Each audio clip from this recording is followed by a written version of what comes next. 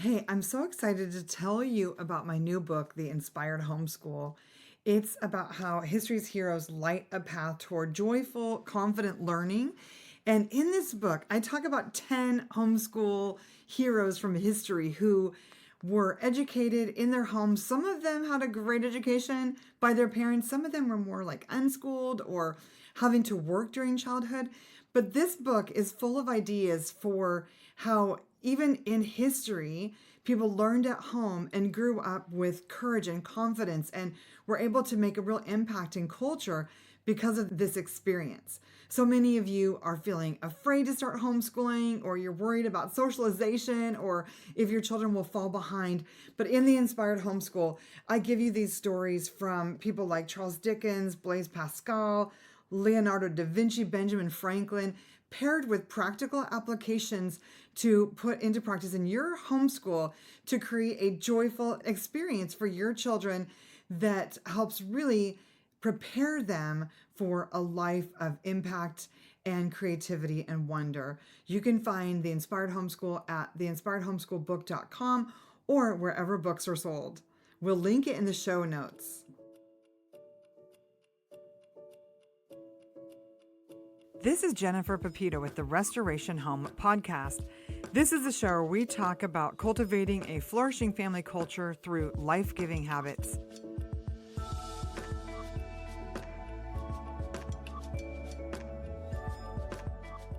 Today on the show, I'm so excited to be chatting with Lindsey Maestas. She has a beautiful book called Don't Burn Your Own House Down about marriage. I've been loving this book, Lindsey, and I'm so excited to talk to the Restoration Home community about it today. Thanks for joining me. Oh, thanks for having me, Jennifer. I'm very excited. I'm a fan of your work as well, so it's nice to be here. Oh, I appreciate that. And yeah, it's such a good book. I think this is what happened in my life, and I'd love to hear your take on it. I was like this cute, sexy young thing. I marry my husband. We have a lot of dates. I'm like such a baby and think so much about myself. But, still we had a lot of fun together. Then I have my children and everything is about my children. And my husband becomes this like accessory to parenting rather than my best friend. And so we had some struggles in our marriage. We had some struggles. Yeah. But I think this is really typical for women where Yes. they're like cute and they're fun and they're a great date and they're a great friend and they get married and all that love transfers to their children. And then they're like, why doesn't my husband care more about me? And they're like, you don't care about me at all. Yeah. So tell me a little bit about what led you to write this book, Don't Burn Your Own House Down. Yeah. Yes. I mean, I think that is a very common experience. Um, for me, so I grew up in a divorced home and I kind of experienced what it was like to go house to house. I think there were a lot of ways in which it impacted the way I viewed my own worthiness, like, am I even wanted? It impacted the way I viewed love, commitment, loyalty, all of those things, and also stability. And so as I grew up, I knew in my like bones that I wanted to have a marriage that worked and that I really wanted to fight for it.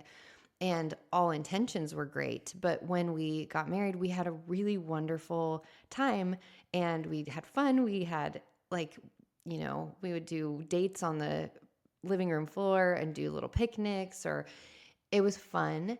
And then, yes, we had children. And I would say for me, it wasn't so much prioritizing my children over my husband, because I've struggled more so with idolizing my husband and putting him as the foremost responsibility in my life, meaning I expected him to give me my sense of peace, my sense of joy, my sense of happiness that can only come from Jesus, but I wanted him to do it. And so after having children, I was tired. We were both exhausted. We were worn out. We didn't get to do as many fun things anymore. And so that triggered my anxious attachment style, made me feel like, oh my gosh, do you even love me anymore? Do you even want me anymore? And he's like, yes, but we have responsibilities and we're tired and I don't have the energy for this. And it created a lot of division. And I share in chapter 2 how I almost burnt my own house down, about a time when I was just crumpled on the floor. And I one of our sons had woken up, and I tell this in more detail, but one of our sons had woken up and my husband didn't wake up. He never woke up. And I was like, of course he doesn't wake up. How convenient for him. And I go up and I just lost my mind. And I know that my anger was really covering a lot of loneliness and a lot of hardship and pain that came from the relationship, but I was so bitter at him because this type of stuff happened all the time. And there were so many things. And I was really selfishly focused on my own happiness in such a way that I was like, I don't even care what this looks like. Obviously, this will destroy my ministry. This will destroy my family unit. This will affect all of our friendships, our financial stability. I don't care. I want to be happy. I don't want to feel lonely. And so I cried on the floor. He didn't even react. And I remember thinking, like, has he even ever heard me cry like this? And he has no empathy. We were so, so cold toward one another. We were just, there was contempt there. And I felt really just hopeless. Like, I knew in my heart I wanted our relationship to work, but I also knew so much would have to change. And so we spent the next 72 hours apart, and we were so fortunate to have a really strong village of godly people who poured into us. And a lot of them were just like, oh yeah, us too. Like, that's happened to us too. Or we felt that too. And it just helped us to feel less alone. But also they pointed us back to our covenant and our commitment and our holiness over our happiness.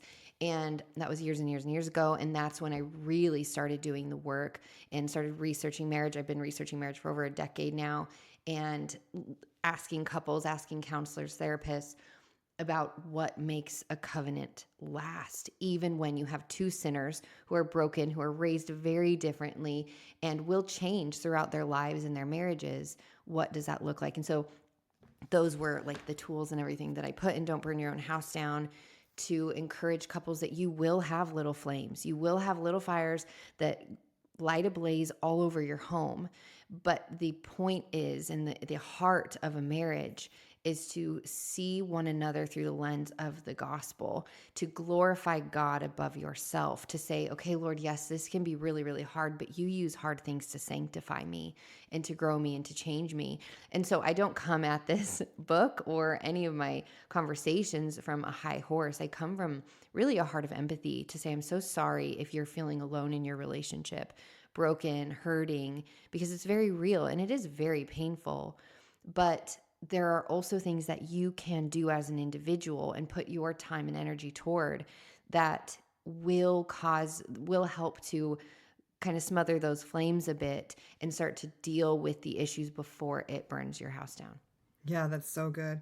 You mentioned in there attachment styles, and I think that is really wise that you are bringing that up.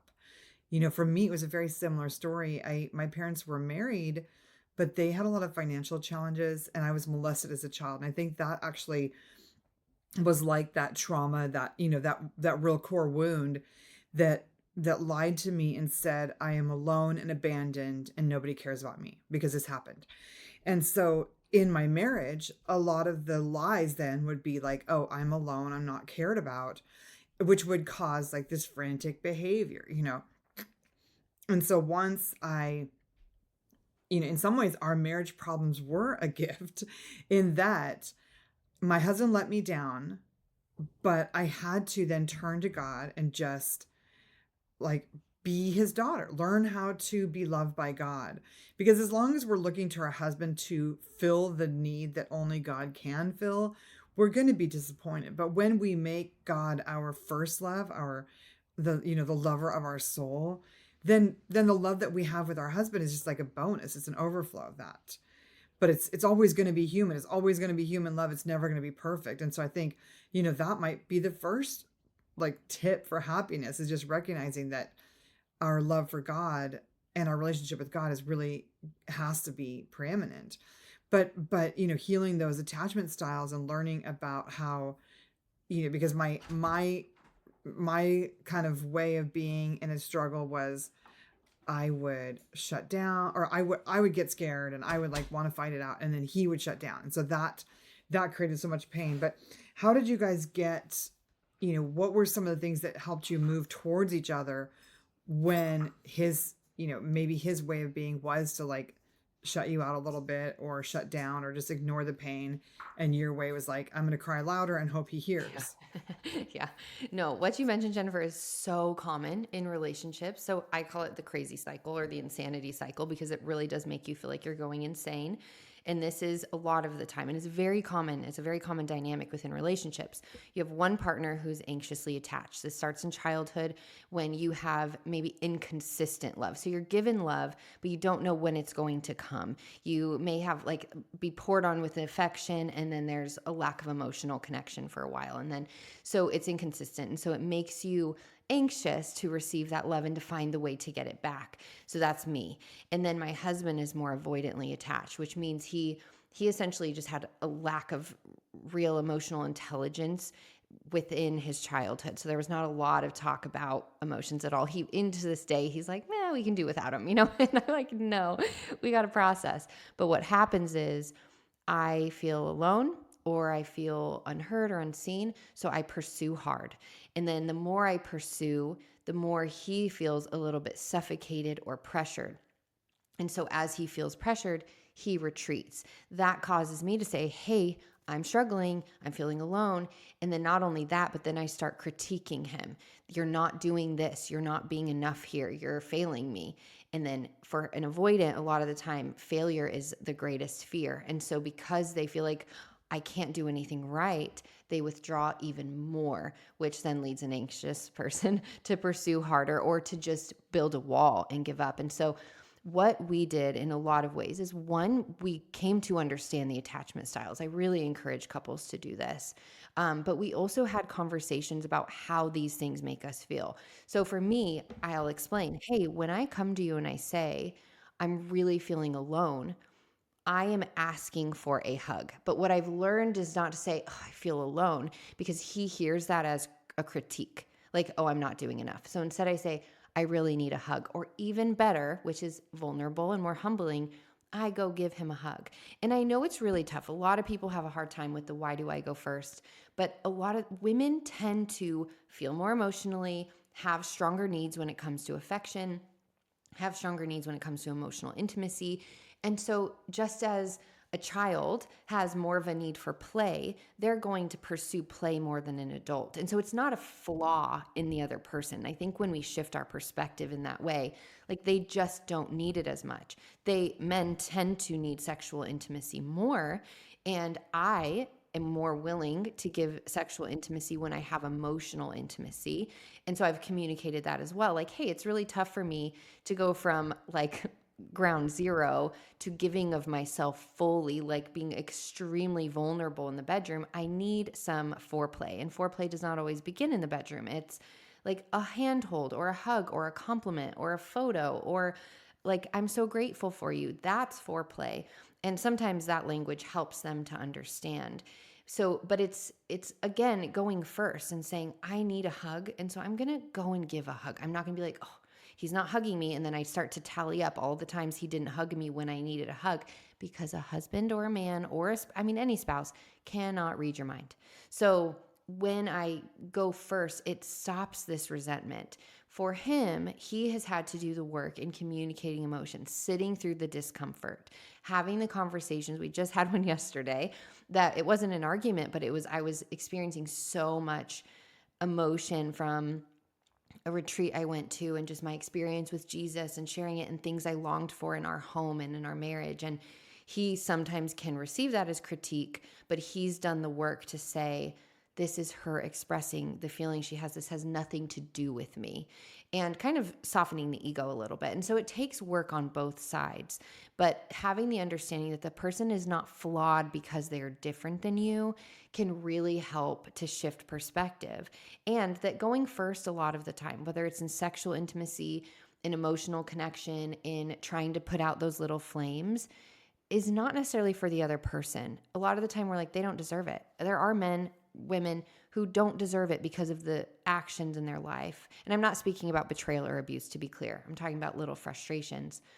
But that it is for the glory of God, that we live to honor the Lord, to say, hey, I did the best that I could in this relationship, that if I were to get divorced, I would have this mirror because I couldn't point fingers at my partner anymore and what they did wrong.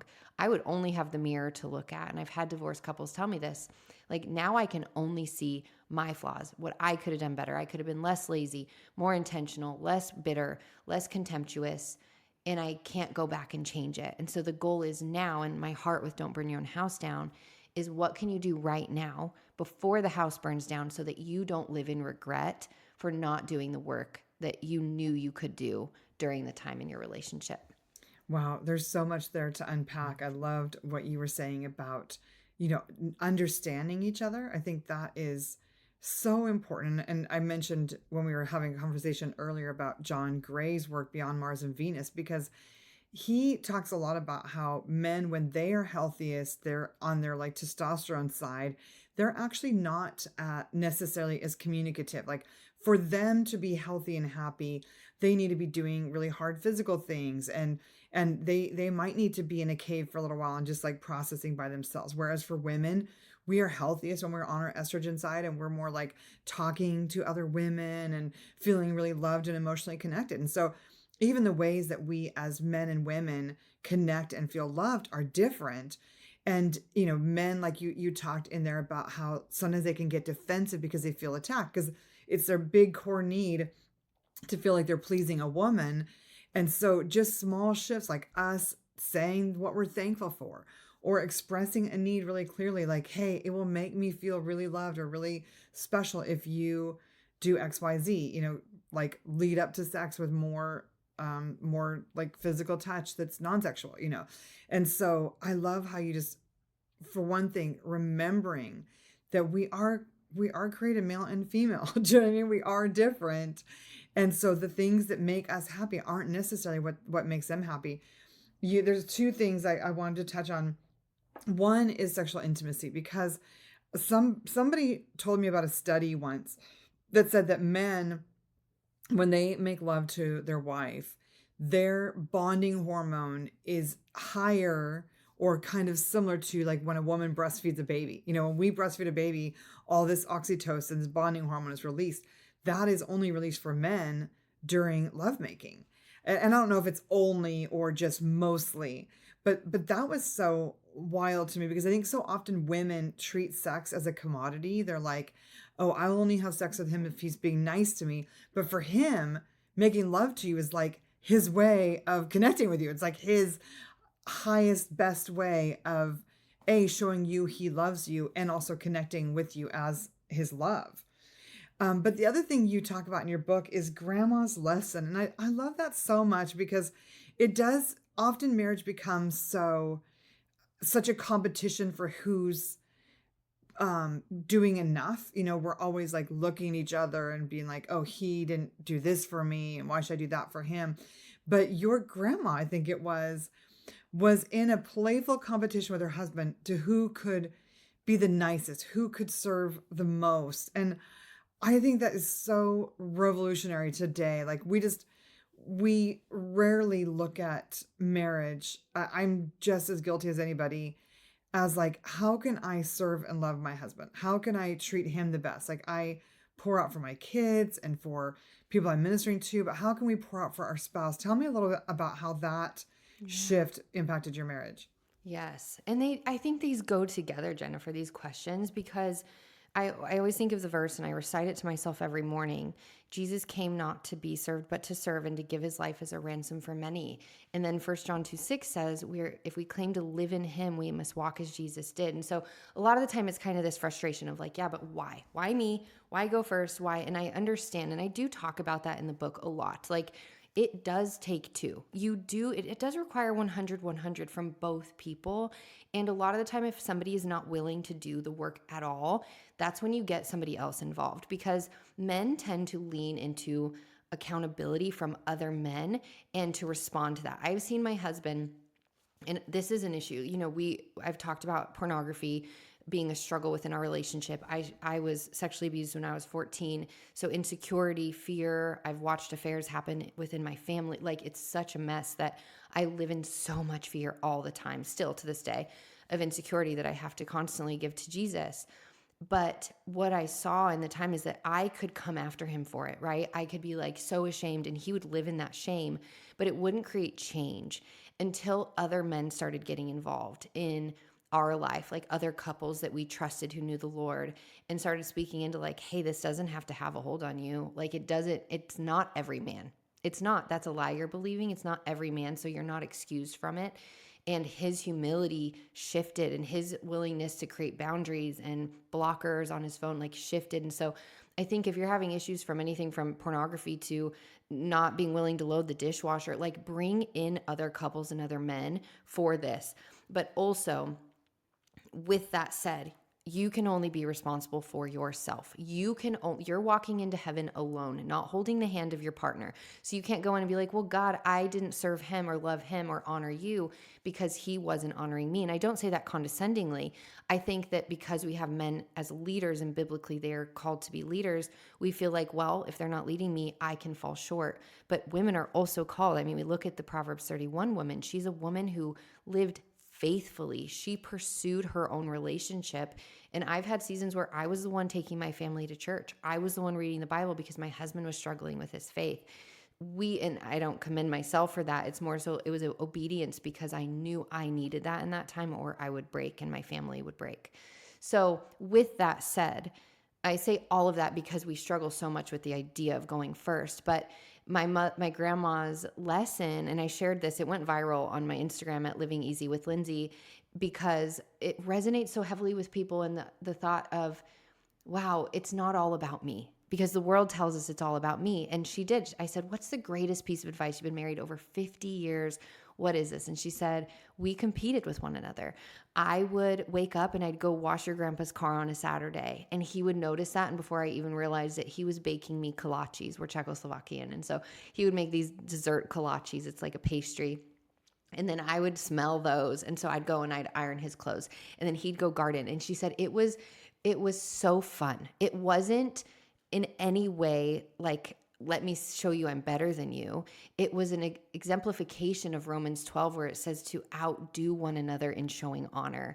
And it resonates with people because we need to hear that these things are good and sweet. We resonate with The Notebook so much because that old-timey love of passion and kindness, and though it's based on an affair and not the example, but like it's the love that withstands the test of time resonates with us because we want that. We really do. We think we want what makes us happy, the second, third marriage of like, I'm going to find what fills me.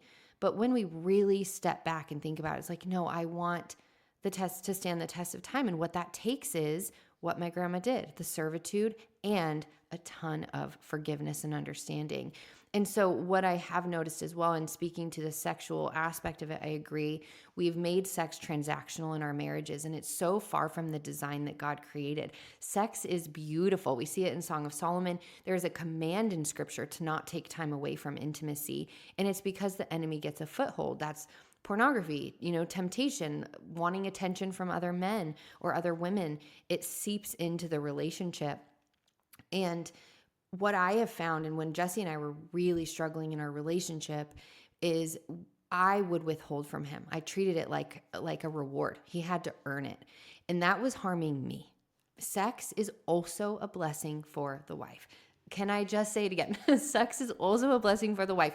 As you said, Jennifer, it does release oxytocin, which is the bonding hormone. And as you said that, I can remember the feeling, like the rush of adrenaline in nursing my son and how connected I felt.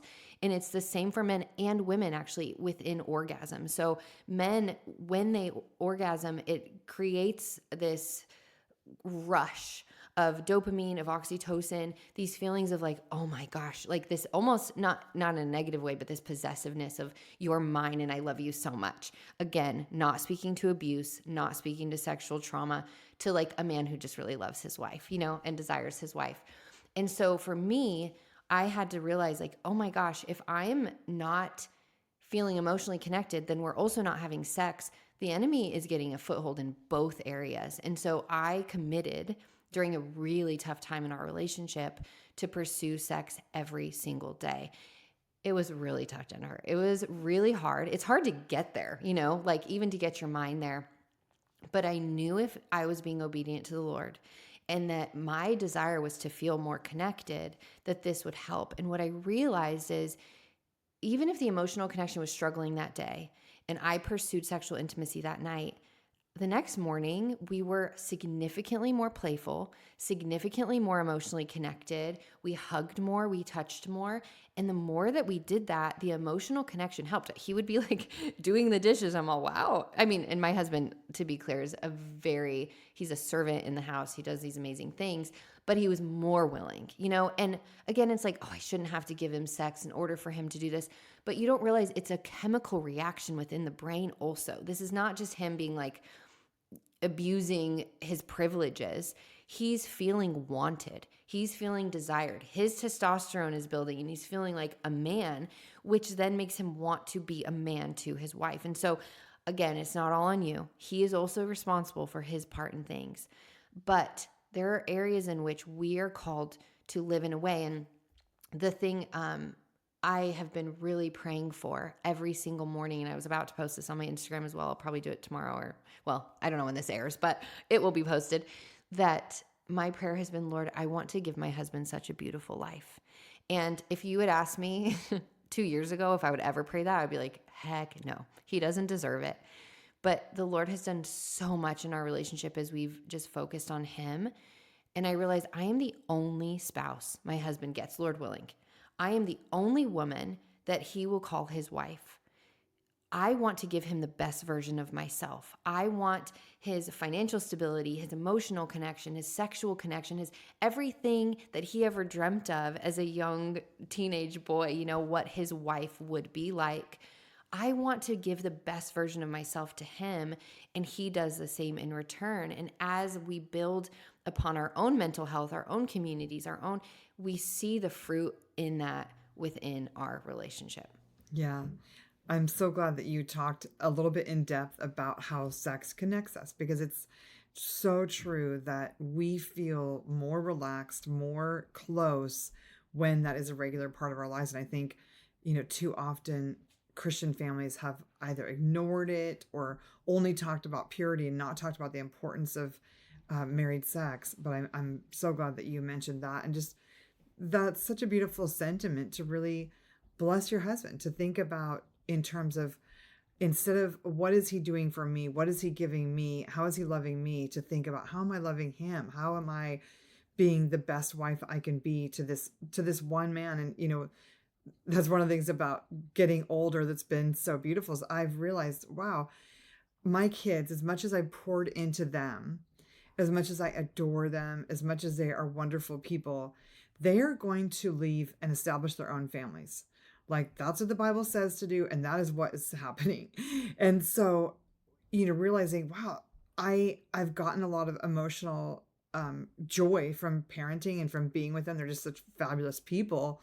But they have to. That's what they have to do, is go and be a good husband, or go and be a good wife, be a good mom to their own families. And they're not going to be here, but you know who's going to be here? My husband. We've been married for 35 years and he is still here, and so recognizing, wow, this is the one person who is going to be my travel buddy. He's going to be the one who unplugs the toilets. He's going to be the one who defrosts the cars. Like, Yeah. he's there for me. And I Yeah. feel so sad for these moms who throw that away, who don't put in the work. And I know it's hard, especially when you're breastfeeding, you're like, your desire for connection is so fulfilled in some ways in your parenting. It's easy to take that relationship for granted. And if you're there, if you're listening and you're like, yeah, I have totally been such a jerk to my husband, it's okay. There's always a new day. It's not too late to turn things around. I loved in your book, you mentioned a study that people are generally not happier in subsequent marriages, that so many divorced people look back and wish they could go back to their first marriage because it was the best. And in the Restoration Home community, Peaceful Press, we talk a lot about habits. And I've put out in our Restoration Home community, we had a little marriage challenge in the fall where we had to do 4 things. We had to pray for our husband, say something nice to our husband, like tell them we're thankful for something. We had to think something nice about our husband because so often our bad behavior towards them starts with bad thoughts about them. And we had to do something nice for ourselves. So we weren't just waiting for them to take care of us, but we were actually taking care of ourselves and like doing the things that we need to be happy people. What are some of your favorite marriage habits that you're like, as we close out this podcast, listeners, these are some of the habits that I put into place in my marriage that are really making an impact? Yes. Okay. So I will speak to really quickly the subsequent marriages, and this is in Don't Burn Your Own House Down, but I interviewed David Erdman on my podcast, Living Easy with Lindsey, and he's a renowned divorce lawyer. He has divorced thousands of couples, and he said over 90% of the couples that he has spoken with who've been married 2, 3, 4 times have said that they wish they would have just stayed with their first relationship because they realize they are just different problems in a different marriage, that they wish they would have done the work. And I think the thing is a lot of the time we're scared of the work. We're afraid of what it looks like. We're afraid of the vulnerability. We're afraid that it won't work, which is understandable. I was terrified at times that my husband would just one day decide, I'm going to leave. And I'm not immune from divorce. It can happen at any time, but my heart is to do the work. And so I absolutely think that there are things that we can do to ensure that as our children leave, we are still best friends with our partner. And so 4 things. I'd say number 1, greet your spouse at the door. I tell people all of the time, if you do just this for the next 3 months, you will see a massive shift in your relationship. This does not mean go to them with a child, handing over a child or a laundry basket. You greet them at the door, look them in the eyes, give a 6-second kiss, with which doctors John and Julie Gottman say boosts that oxytocin as well. The bonding hormone connects you. Look in the eyes and say, how are you? How was your day? Stop everything. And what this does is not only strengthens your connection, shows respect to your partner, but also it shows your children that your marriage is your priority. Because as you said, your children will leave and your connection is it. And we make the mistake a lot of the time of putting our children first, which shifts the dynamic. Scripture is very clear. It's meant to be our relationship with God, then our relationship with our partner, and then our relationship with our child. And so why that is, though, is because when your children see a healthy relationship, that flows into how they engage in their own marriage in the future, how they argue, how they reconnect, how they treat one another. And what a gift that we are responsible, and scary, it's also scary, but that we're responsible to show that to them. So I'd say 1, connect at the door and prioritize your partner. Secondly, put your phones down. So one of my favorite chapters is More Scrolling, More Problems, which is in my book. And I talk a lot about the research of how the phone really harms the relationship. There's a term coined by a researcher, I believe his name is Brandon McDaniel, and he talks about technoference and how our phones are replacing our connection with real people. And I discuss within More Scrolling, More Problems how the dopamine that children are getting from phones, that we're getting from phones, is replacing real dopamine. So this God-given dopamine, the sunshine, orgasms, hugs, kisses, exercise, what that does when we get that dopamine is it's a gradual increase of dopamine within our brains. So we go out in the sun, we have a gradual increase. We do some jumping jacks, it's a gradual increase. And then it maintains itself throughout the day. What happens when we are on our phone is we wake up, we get this massive hit of dopamine it skyrockets our dopamine because these 15-second reels it's too fast. It's too much for us. And then we get off, and instead of having a regulated sense of dopamine throughout the day, we crash, which is why we are the loneliest, most depressed, and most anxious generation ever at this time. And so we're replacing and we're going to bed staring at our screens instead of touching our spouses. And so my encouragement would be touch your spouse before you touch your phone in the morning. Put your phone down before bed. No screens in the room. Keep it. I have actual practical tips within the book, but one is to keep your phone outside of your room and get a real alarm clock so that you make time for sex, you make time for connection, you make time for conversation, and you build upon that.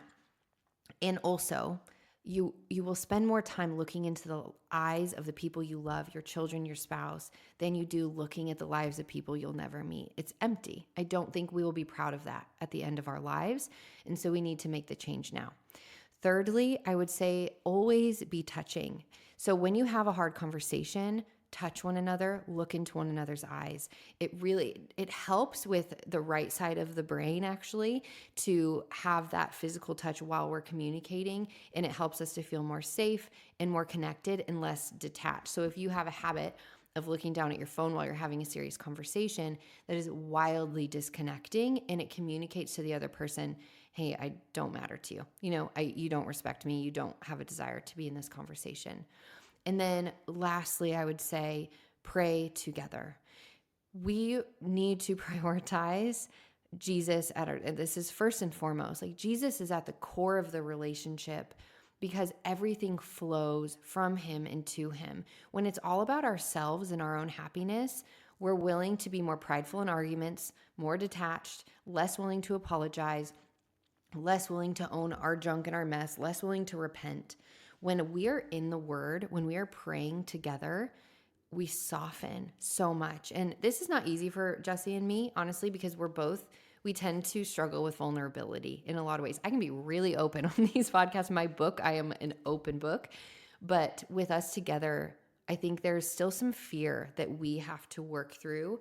We're both really sensitive and we both don't want to hurt the other. And so we struggle.